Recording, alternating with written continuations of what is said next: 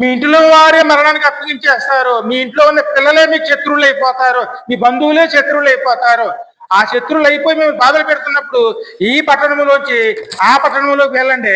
ఆ పట్టణంలో బాధలు వస్తే ఈ పట్టణానికి వెళ్ళమన్నారు, కానీ తిరుగుబాటు చేయమనలేదండి. నేను వచ్చే వరకు కూడాను మీరు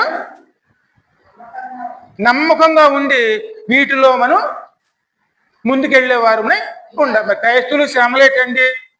ఎందుకంటే మనం చెప్పుకుంటూ ఉంటాం చూడండి, ఆ పాస్టర్ గారిని చంపేశారు, ఆ క్రైస్తవుల్ని ఎలా చేశారు, ఆ గుళ్ళు ఎలా పాడు చేశారు అని చెప్పుకుంటూ ఉంటామండి. ఇది లోకం, ఖచ్చితంగా జరుగుతాయి. అదే మాట ప్రభు చెప్పారండి.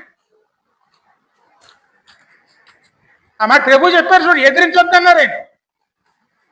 ఈ పట్టణంలో శ్రమలు వస్తే ఆ పట్టణంలోకి వెళ్ళండి, ఆ పట్టణంలో శ్రమలు వస్తే ఈ పట్టణంలోకి రండి, కానీ నేను వచ్చే వరకు మీరు నమ్మకముగా